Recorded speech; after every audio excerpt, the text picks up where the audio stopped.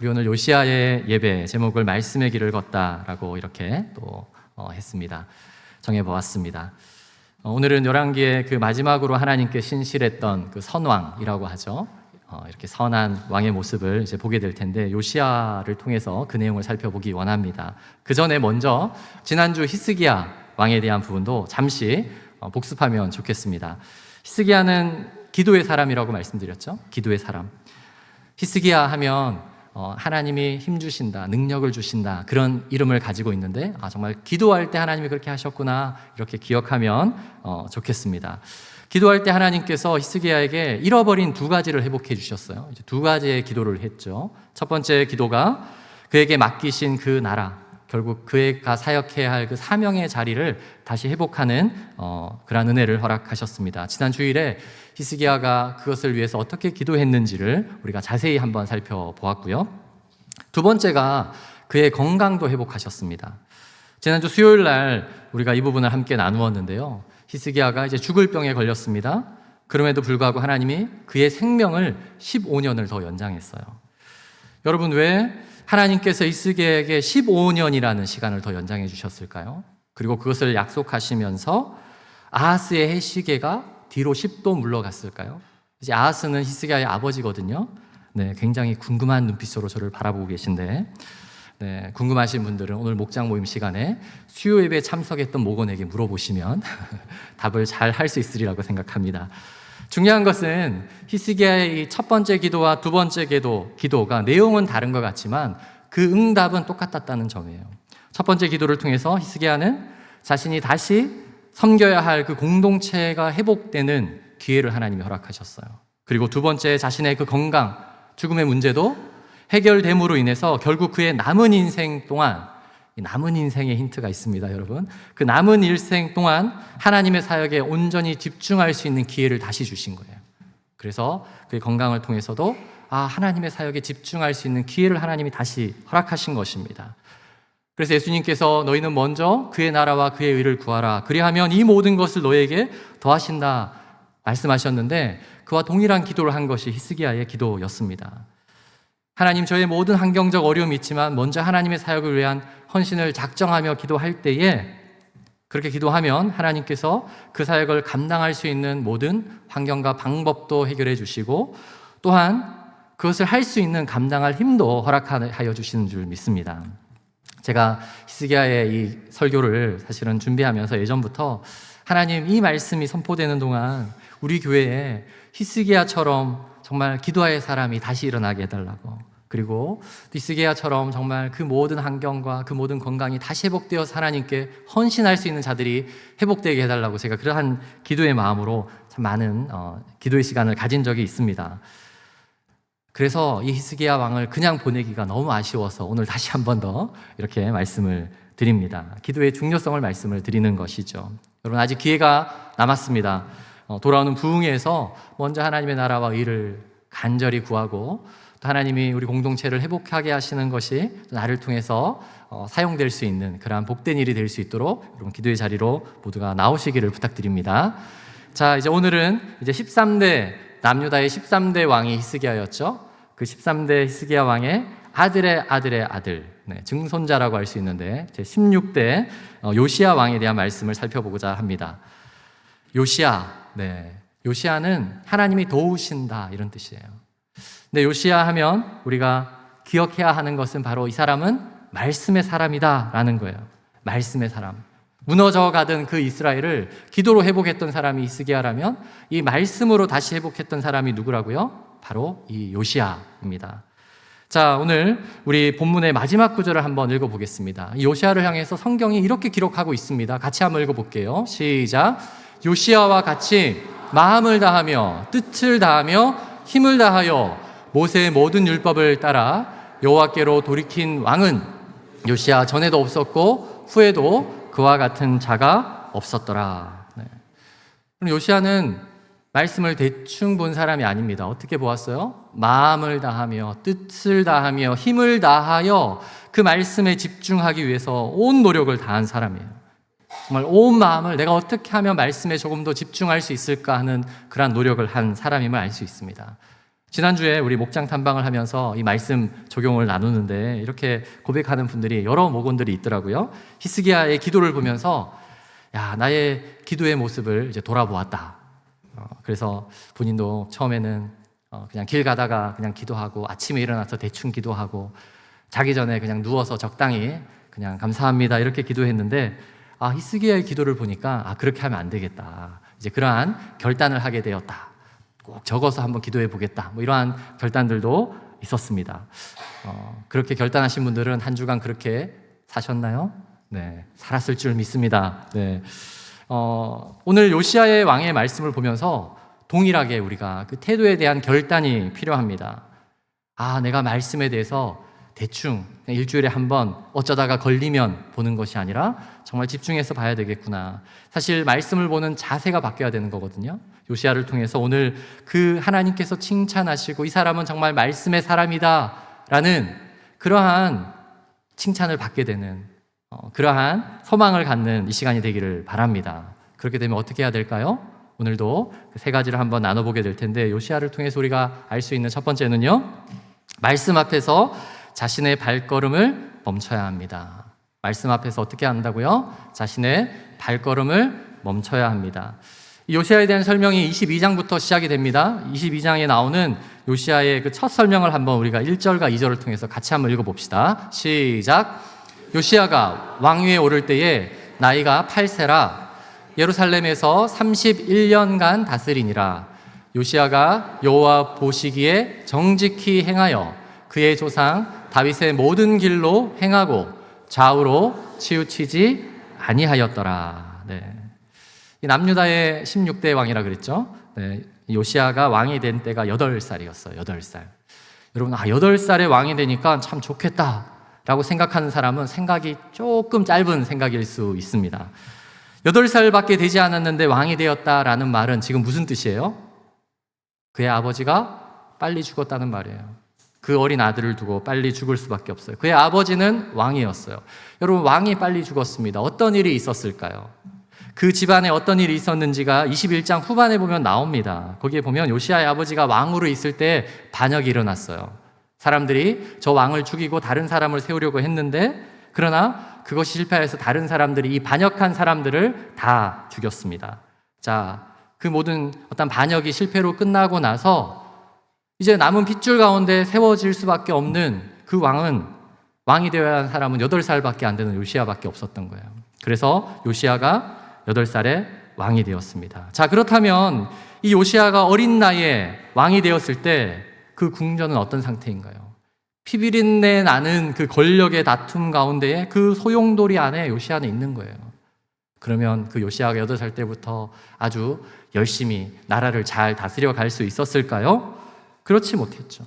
어떻게든 살아남으려고 이 사람 저 사람 중에서 강한 사람의 말에 끌려서 겨우겨우 살아가는 그런 인생을 살았을 수밖에 없었을 겁니다. 자, 그런데 2절에 보면 그 내용이 뭐라고 정리를 하죠? 요시야가 31년을 다스렸는데 2절을 다시 한번 보여주시면 요시야가 여호와 보시기에 정직히 행하여 그의 조상 다윗의 모든 길로 행하고 좌우로 치우치지 아니하였더라. 네. 여기서 정직히 행하다가 정직한 길을 걸었다예요. 사실은 걸었다. 다윗의 모든 길로 걸었다. 좌우로 치우치지 않고 똑바로 길을 걸어갔다라는 거예요. 자, 이것은 요시야가 어려서부터 이렇게 했다가 아니에요. 역대기에 기록되어 있는 그 왕에 대한 것은 언제 왕이 되었다라는 것과 함께 바로 그 왕에 대한 인생의 전체적인 평가가 먼저 이렇게 기록이 됩니다. 자, 그러면 대부분의 왕들은 뭐 잘못된 길을 갔다, 여로보암의 죄의 길로 갔다 이렇게 평가를 하겠죠. 요시야가 그렇게 길을 갔다 하는 것은 지금 어려서부터 그런 것이 아니라 그 이후에 일어나는 일들을 통해서 그가 이 일을 걸어갔다라고 소개하는 것입니다. 자, 열왕기서에 나타난 왕들이 모두 몇 명이라고 했죠? 네, 북이스라엘의 19명, 남유다의 20명, 39명이었어요. 자, 그러면 이 39명 중에서 여호와 보시기에 정직한 길을 걸어갔다라고 평가받는 왕은 몇 명이었을까요? 네, 안 세어보셨죠? 네, 저도 이번에 알았습니다. 7명입니다. 7명. 7명이 하나님 앞에서 정직하게 걸었어요. 나름 정직한 길을 가기 위해서 노력했던 왕들이 그래도 7명이 있었습니다. 그래도 하나님 나라에 내가 왕으로 세워졌으니 하나님께서 기뻐하시는 그 자리에서 정직한 길로 가기 위해서 노력을 많이 한 그러한 사람들이 있었습니다. 자, 그런데 그걸로는 부족한 거예요. 제가 예전에도 말씀드렸는데 제가 그 미국에 있을 때 우리 딸에게 그 아브라함 링컨의 16대 대통령이죠. 아브라함 링컨의 그가 나라를 정말 잘 다스리고 지금까지 존경받는 이유가 그는 기도의 사람이었다, 말씀의 사람이었다 하면서 그가 집무실에 가면 항상 먼저 기도하고 말씀을 읽고 하루를 시작했다 이렇게 얘기를 했는데, 그러면 그렇구나 깨달음이 있을 줄 알았는데 저희 딸이 그렇게 얘기했어요. 아빠, 그 나라의 왕이 되어서 대통령이 되어서 그거 당연히 해야 되는 거 아니야? 당연히 하나님께 기도하면서 해야 되는 거 아니냐고 이렇게 얘기를 해서 그거 기본이었구나 제가 그때 비로소 알게 되었습니다. 여러분, 그런데 그 기본이라는 것이 사실은 쉽지가 않아요. 왜냐하면 바른 길로 가기 위해서는 무엇이 필요해요? 똑바로 가기 위해서는 좌우로 치우치지 않아야 돼요. 좌우로 치우치지 않고 하나님이 말씀하시는 그 말씀대로 가야 되는 거예요. 그런데 그 어린 요시아가 가기에는 왼쪽에 오른쪽에 너무나도 많은 사람들이 자신의 권력을 쟁취하기 위해서, 자신의 소원을 이루기 위해서 온갖 비방과 그러한 소문들이 많았겠죠. 그럼에도 불구하고 그 길을 그는 마침내 걸어가는 사람이 되었습니다. 여러분, 좌우로 치우치지 않고 이 길을 걸어갔다라고 평가되는 왕은 몇 명이 있을까요? 39명의 왕 중에 단 2명입니다. 누구와 누구일까요? 지난주 히스기야 왕, 이번 주 요시야 왕. 2명의 왕만 그 길을 걸어간 거예요. 하나님께서 이 400년에 이르는 이스라엘 역사를 통해서 우리에게 중요한 것을 소개하고 있는 거예요. 우리가 나름 나는 정직하게 살아야지, 나는 하나님 앞에서 잘 살아야지 다짐해서 살아가는 것 얼마든지 할 수 있지만, 그러나 그것보다 더 중요한 길은 좌우로 치우치지 않는 하나님의 그 말씀의 길을 걸어가는 것, 하나님께서 기뻐하시는 바른 길을 걸어가는 것인데 그 일은 결코 쉽지 않은 거예요. 단 2명밖에 하지 못했어요. 어떤 왕이 그렇게 했나요? 먼저 히스기야. 날마다 하나님 앞에 기도할 때 그 길을 갈 수 있는 거예요. 날마다 하나님께 기도할 때 그 길을 갈 수 있는 거예요. 두 번째, 이번 주 우리 요시야. 하나님의 말씀을 통해서 그 길을 갈 수 있는 거예요. 자, 3절부터 성경이 그 내용들을 소개하고 있는데 3절의 내용이 사실은 18년 이후의 내용입니다. 8살의 왕이 되었는데 18년 이후의 내용을 소개하고 있어요. 왜냐하면 그가 8살부터 약 26살이죠. 그 18년 동안 어떠한 길을 걸어갔는지 성경은 전혀 관심이 없어요. 그것은 아마 그때에 그도 그냥 나름대로 정직하고 열심히 그 길을 가려고 했지만 그러지 못했을 가능성이 큰 것입니다. 그러나 마침내 18년이 지난 다음에 성전을 수리하는 과정에서 어떻게 되었어요? 하나님의 한 말씀이 발견되었습니다. 이제 그 이야기를 성경에 쭉 기록하고 있는 거예요. 여러분, 역대기의 왕들의 이야기를 보면 잘못된 길을 걸어갔던 왕들은 몇 줄로 그냥 평가하고 끝내버립니다. 그 사람이 어떤 삶을 살았는지 하나님은 전혀 소개하지 않아요. 그러나 그 사람이 하나님이 기뻐하시는 삶의 모습을 살아가는 것은 굉장히 자세하게 묘사하고 있어요. 왜 그럴까요? 우리가 그러한 길을 걸어가기를 소망하시기 때문이에요. 우리의 인생길 가운데에 우리가 원하는 삶으로 살아갔던 그 길은 나중에 아무 기억도 없을 거예요. 그러나 하나님이 기뻐하시는 기도와 말씀의 길을 걸었던 그것은 하나님이 반드시 기억하여서 우리를 다시 칭찬하게 하실 줄 믿습니다.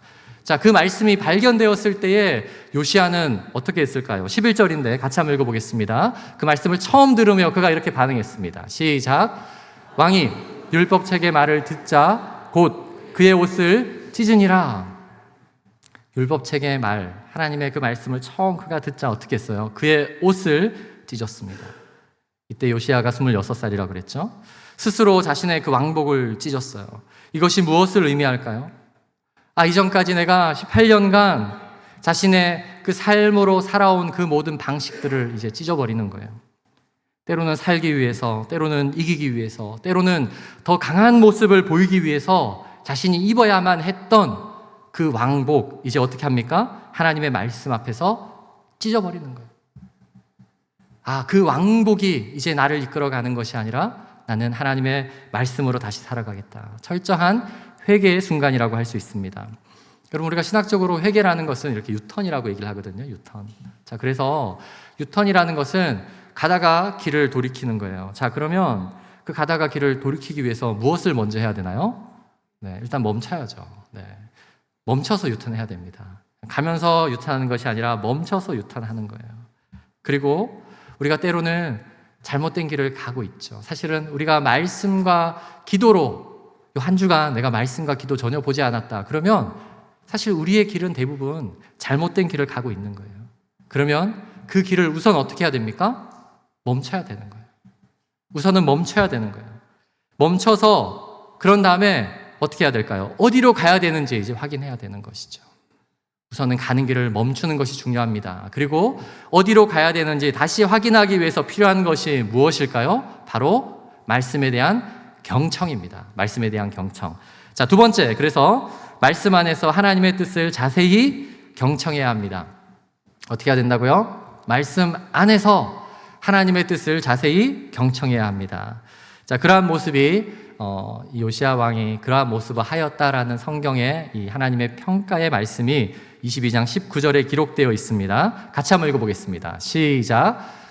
내가 이곳과 그 주민에게 대하여 빈터가 되고 저주가 되리라 한 말을 내가 듣고 마음이 부드러워져서 여호와 앞 곧 내 앞에서 겸비하여 옷을 찢고 통곡하였으므로 나도 내 말을 들었노라.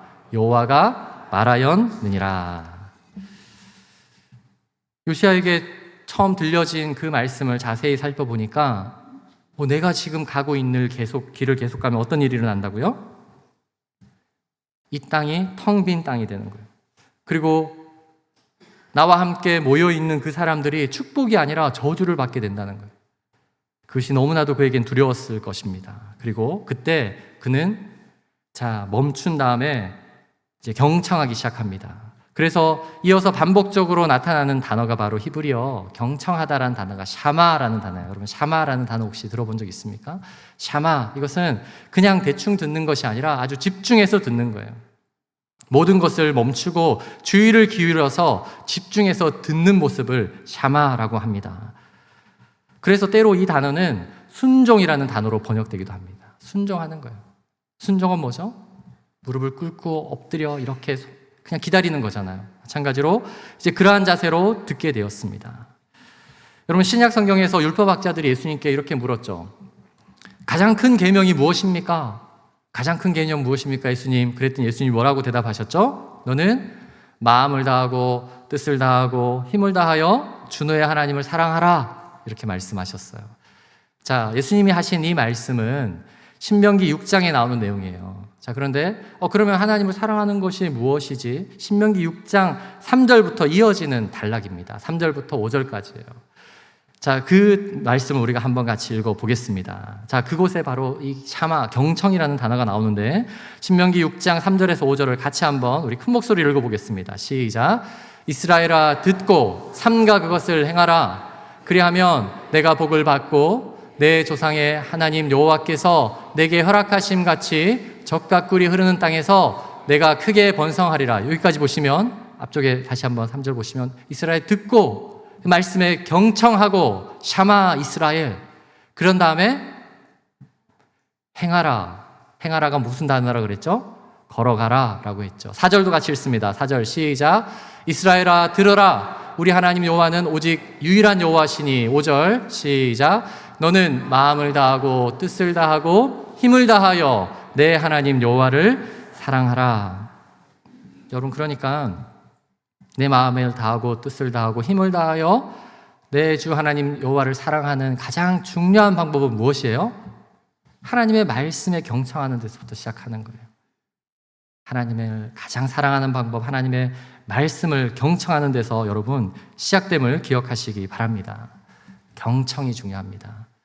제가 요즘 우리 목장 탐방을 이렇게 하고 있는데 너무 감사한 것은 우리 목자님들께서 또 우리 올해 초에 목자 모임 할 때도 알려줬고 또 계속해서 제가 강조하고 있는 목원들을 향한 경청을 잘 하고 계시더라고요. 네, 제가 목장 모임 할 때 목자님들은 몇 % 이상 말씀하면 안 된다라고 했죠?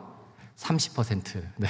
그 전체 시간 중에 30% 이상은 절대 말하면 안 됩니다. 얘기를 했는데 혹시라도 그보다 더 말씀하시는 분이 있으면 제가 옐로우 카드를 드리려고 목사님 그러시면 안 됩니다. 이런 마음 다짐으로 갔었는데 지금까지 방문했던 그 모든 목장 탐방에서 30% 이상 말씀하시는 목자님들이 아무도 없어요. 네. 너무나도 잘 경청하시더라고요. 너무 감사한 마음이 있었습니다. 그런데 여러분, 이 목원에 대한 경청도 너무나도 중요하지만 또 하나 그보다 먼저 있어야 되는 것이 뭘까요? 하나님 이 말씀에 대한 경청이에요. 목자님들이 하나님의 말씀에 대한 경청이 있고 그리고 그 하나님에 대한 말씀에 대한 경청을 내가 어떻게 하고 있는지를 잠시 고백하는 시간이 그 30% 이하에 해야 되는 거예요. 그래서 이곳에서 우리 다른 목원들은 뭐 피곤해서 주무시고 할 수 있지만 목자님들은 주무시면 안 됩니다. 말씀을 경청하셔야 됩니다. 네. 여러분 이런 말이 있습니다. 리더는 시간을 알려주는 사람이 아니라 시계 보는 방법을 가르치는 사람이다. 이게 무슨 말일까요? 그냥 시간 몇 시야? 라고 물었을 때 지금 몇 시야? 지금 몇 시야? 하면 계속해서 가르쳐야 돼요. 계속해서 물을 것이고 계속해서 그걸 답을 알려줘야 돼요. 진정한 그리스도인의 리더는 시간을 가르치는 사람이 아니에요. 시계를 보는 방법을 가르치는 거예요. 그게 무슨 뜻입니까? 우리 목장 모임을 하면 목원들의 문제들 계속 얘기를 하겠죠. 이거 어떻게 해결할까요? 이거 어떻게 해결할까요? 목자님들이 그동안의 경험과 기도를 통해서 이렇게 하면 좋겠습니다 라고 알려줄 수 있지만 그것은 시간을 알려주는 거예요. 스스로 시계 보는 방법을 이제 알게 해야 되는 거예요. 언제까지 그 사람을 쫓아다니면서 계속 그 답을 알려줄 수 있을까요? 그 사람도 그리스도인으로 점점 스스로 시계를 바라본다. 시계를 바라본다가 무슨 뜻이죠? 하나님의 말씀을 바라보는 거예요. 하나님의 말씀을 통해서 나에게 있는 이 문제를 성령 하나님께서 어떻게 해결해 주시는지 그것을 기대하고 또 그것을 함께 나누고 하는 시간이 여러분 목장 모임 시간임을 기억하시기 바랍니다. 그러므로 목자님들만 말씀에 경청하는 게 아니라 우리 모든 목원님들도 말씀에 경청해야 합니다. 그리고 그 말씀에 경청할 때에 어떠한 은혜가 있는지를 나누는 시간이 목장 모임 시간이에요. 그래서 목장 모임이 자신의 연약함을 고백할 때 그것은 천국이 되는 거예요. 왜냐하면 연약함을 고백했기 때문에 하나님의 은혜가 임하는 장소니까. 그런데 그 시간 다른 사람들은 비난하고 다른 누군가 평가하고 판단하면 지옥의 시간이라고 제가 말씀드렸습니다. 그것이 자신의 연약함을 고백함으로 하나님의 은혜의 시간이 될 수 있기를 소망합니다. 자, 그 은혜의 시간이 될 수 있기 위해서 먼저 말씀을 경청해야 돼요. 다른 사람을 경청하듯이 하나님의 말씀에 우리는 경청할 수 있어야 됩니다. 요시아는 하나님의 말씀에 자신의 온 마음을 다해서 경청했습니다. 그 방법을 성경은 자세히 사실 소개하고 있는데 우리 22장 19절 후반부를 다시 한번 보여주시면 제가 한번 읽어드릴게요. 내가 듣고 마음이 부드러워져서 여호와 앞 곧 내 앞에서 겸비하여 옷을 찢고 통곡하였으므로 나도 내 말을 들었노라 이렇게 되어 있잖아요. 그러니까 말씀을 듣고 그 마음이 부드러워졌나 보다라고 생각하지만 사실 이게 원어가 조금 순서가 바뀌었습니다. 그가 말씀을 듣고 마음이 부드러워진 이유가 사실은 뒤에 설명이 되고 있는 거예요. 내 앞에서 겸비하여서, 겸비는 무슨 뜻이죠? 무릎을 꿇고 엎드리는 자세예요. 하나님의 그 말씀 앞에서 무릎을 꿇고 엎드렸고 또한 옷을 찢으며 내가 가진 것, 내가 가진 권력, 내 위치, 내가 가진 어떠한 것들 다 찢어버리고 하나님 앞에서 나는 죄인입니다. 하나님 나는 아무것도 아닌 사람입니다. 라는 그 고백을 할 때에 하나님의 말씀이 들려지고 마음이 부드러워졌다는 거예요. 그것이 바로 진정한 경청의 의미입니다. 그리고 그러한 자세로 경청하는 자를 어떻게 한다고요? 하나님께서 나도 너의 말을 들었노라. 요시아가 그러한 방법으로 하나님 앞에서 겸비하여 경청했을 때에 하나님이 나도 너의 말에 내가 경청하노라 라는 것이 하나님의 뜻입니다. 여러분 이것이 아주 중요합니다. 하나님의 말씀 앞에서 여러분 경청하시기 바랍니다. 그러면 하나님께서 여러분의 말에 귀 기울이실 줄 믿습니다. 하나님의 말씀이니까요. 마지막 세 번째는요, 말씀을 통해 새로운 결단의 발걸음을 내디뎌야 됩니다. 이제 하나님의 말씀에 우리가 경청을 했으면 새로운 길을 걸어가야 되잖아요. 그러니까 결단의 발걸음을 반드시 내디뎌야 됩니다. 우리 이제 23장 24절 오늘 읽었던 본문의 말씀이기도 한데 24절 같이 한번 큰 목소리로 읽습니다. 시작. 요시야가 또 유다 땅과 예루살렘에 보이는 신접한 자와 점쟁이와 드라빔과 우상과 모든 가증한 것을 다 제거하였으니 이는 대제사장 hil기야가 여호와의 성전에서 발견한 책에 기록된 율법의 말씀을 이루려 함이라. 사실 23장 전체에 요시야가 이제 그 말씀에서 내가 깨닫게 된 것을 어떻게 행했는지가 자세히 기록이 돼요. 많은 내용들을 행합니다. 많은 것들을 행하는데 그것을 요약해서 다시 설명하는 구절이 21절부터 25절 사이에 있어요. 그래서 요약하고 있는데 두 가지로 요약하고 있죠. 무엇이었죠? 그동안 지키지 않았던 유월절을 지키는 거예요. 그동안 하나님의 말씀에 분명히 있었지만 지키지 않았던 그 절기를 다시 회복하게 한 거예요. 또 다른 한 가지는 그동안 지켜져 오고 있던 우상들을 제거한 거예요. 여러분, 이 두 가지를 하는 것이 왕이니까 어렵지 않을 것 같지만 대단히 어려운 일입니다. 사람들이 그동안 하지 않았던 것들을 말씀에 근거해서 하게 하고 그동안 해왔던 것들을 지키지 않도록 해야 되는 거예요. 이것은 히스기야도 할 수 없었어요. 왜냐하면 히스기야 왕은 기도의 사람이었지 말씀의 사람은 아니었기 때문이에요. 그런데 요시야는 그것을 드디어 해냈습니다. 이것이 왜 어렵냐면 제가 이 내용을 보면서 좀 그렇게 이해가 되는데 이스라엘의 유대인들이 한국의 어떤 무슨 문화죠? 네, 유교 문화. 네. 이 유대 이름도 비슷하잖아요. 유대 문화와 이 유교 문화가 굉장히 비슷한 점이 많습니다. 형식과 전통을 너무너무 사랑합니다. 형식과 전통을 너무나도 중요하게 생각해요. 그래서 어떤 사역자는 이렇게 얘기를 해요. 왜 한국이 이렇게 빨리 그 유대교와 같은 기독교가 빨리 들어왔지? 그것은 형식을 강조하는 유대교의 신앙이 한국 사람들과 잘 맞았다. 네. 이제 그 사람들은 성령의 역사를 인정하지 않으니까 사실은 본질적으로 맞는 평가라고 할 수 없지만 어느 정도 일리가 있는 부분이 있는 것이죠. 한국의 기독교는 때로 지금도 그렇잖아요. 예수님의 가르침을 따르고자 하는 건지 여전히 구약의 저 율법을 따르고자 하는 건지 가장 대표적인 게 그거잖아요. 오늘날도 성전을 회복하라 이렇게 기도하잖아요. 성전 건물, 성전은 완전히 파괴되었습니다. 예수님께서 이 땅에 세우신 것은 교회 공동체예요.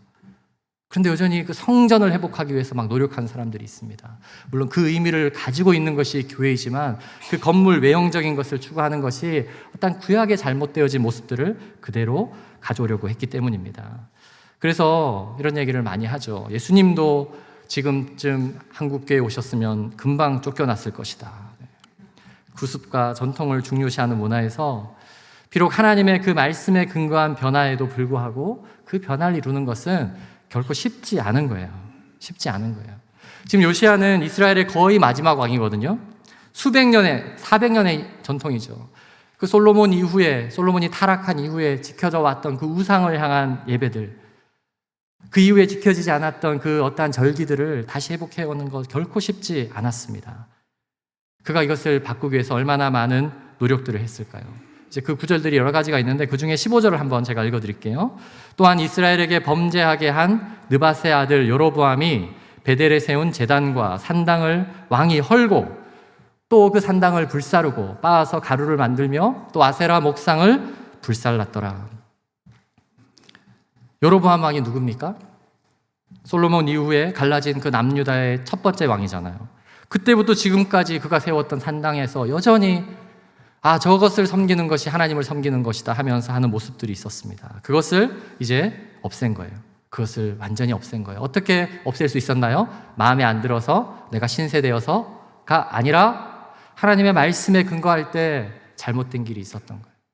그리고 그것을 어떻게 합니까? 말씀을 통해서 변화시켜 나가는 일이 바로 요시야 왕이 했던 일이었고 그것에 대한 하나님의 평가가 칭찬이었습니다.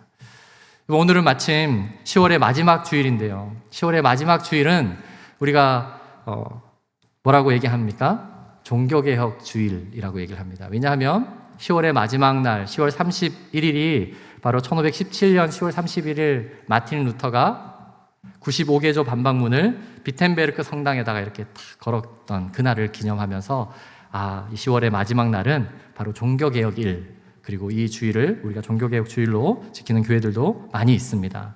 때로 사람들이 이 마틴 루터가 개혁을 하기 위해서 이 95개조 논방문을 그냥 딱 붙였나 보다 생각하고 있지만 여러분 그렇지 않습니다. 그는 그렇게 할 수 있을 만한 충분한 직위와 자격이 있는 사람이었어요. 그는 가톨릭 그 신학교의 교수이면서 성당의 사제였죠. 당시 누구보다 하나님의 말씀을 가까이 하는 사람이었어요. 그런데 본인이 아무리 하나님의 말씀을 보면 볼수록 잘못되어진 것이 너무 많은 거예요. 우리가 1000년에 이르는 중세 시대에 그냥 덮여지고 해왔던 어떤 여러 가지 어떤 의식들 속에는 이거 성경적으로 볼 때 전혀 맞지 않은 것들이 너무 많은 거예요. 그래서 이제 그가 그 성경 말씀대로 살아가는 것이 너무나도 중요하다라는 생각을 하게 됩니다. 특별히 자신의 구원에 있어서 이렇게 해야 구원받고 저렇게 해야 구원받고 이렇게 해야 복받고 저렇게 해야 복받고 그것이 아니라 오직 하나님의 은혜, 오직 믿음, 우리의 삶의 목표는 오직 예수 그리스도, 오직 하나님께 영광, 그리고 그 모든 것을 가르치는 것이 오직 성경 안에 있다라는 그 확신을 얻고, 그리고 자신이 가르치던 학생들과, 자신이 먼저 그 확신을 얻었지만 학생들과 성도들에게 우리가 95개의 지금까지 되어진 것 중에 잘못되어진 것은 이런 것입니다 라고 사실은 부드럽게 말한 거예요. 그런데 그것이 너무나도 파장이 커져가지고 결국 종교개혁가, 아마 마틴 루터를 천국에서 만나서 어떻게 그 종교개혁을 하셨어요? 그러면 처음부터 이렇게 일이 커질 줄 알았으면 나는 못했을 거예요. 아마 그럴 것 같아요. 그냥 자신의 지켜오고 자신이 말씀 속에서 확신했던 그것을 먼저 지켜오고, 그리고 그것을 자기가 사랑하는 그 교회에 붙였을 뿐인데 그렇게 된 것입니다. 여러분, 그래서 이 종교개혁날 어떻게 하면 우리 교회를 바꿀까? 여러분, 우리 교회 여러 가지 마음에 안 드는 거를 적어가지고 저 교회 밖에다가 붙이지 마시고 먼저 하나님의 말씀을 읽으면서 내 마음속에 그것을 붙이십시오. 하나님, 내 마음속에 바꿔야 될 것이 한 가지라도 있으면 내가 바꾸겠습니다. 그 말씀 앞에서 나를 먼저 변화시켜 나가는 성령 하나님, 그리고 나를 통해서 이제 말씀의 사람이 되게 할 때에 그런 사람들이 또 함께 모일 거예요. 함께 기도하며 함께 하나님의 말씀의 길을 걸어가야 하는 모습이 더욱더 기쁨이 되고, 야, 저 길 정말 우리도 걸어가야 되겠다라는 그러한 마음으로 우리 교회도 또한 하나님이 세우신 그 공동체가 그렇게 회복되어 가는 줄 믿습니다. 우리가 하나님의 말씀으로 생각을 하면 언제나 기억해야 될 아주 중요한 말씀이 하나 있죠. 시편 119편에 있는 말씀입니다. 오늘 마지막으로 이 말씀을 한번 읽을 텐데, 저는 이 말씀을 읽을 때마다 이 지금 그림에 나타나는 이미지가 쭉 생각이 나요. 같이 한번 읽어보겠습니다. 시작. 주의 말씀은 내 발의 등이요 내 길의 빛이니이다. 어느 날 생각해 보았어요. 어둠이 가득하다면, 빛이 하나도 없는 그 어둠 속에 있다면 우리에게 가장 먼저 드는 것이 무엇일까요? 마음이 무엇일까요? 두려움이에요. 여러분, 어둠 속에 있을 때 두려움이 있어요. 그런데 주님의 말씀이 있으면 그 두려움을 극복하는 평안이 주어지는 거예요. 어둠이 있다면 어디로 가야 될 수도 없고 갈 수도 없는 거예요.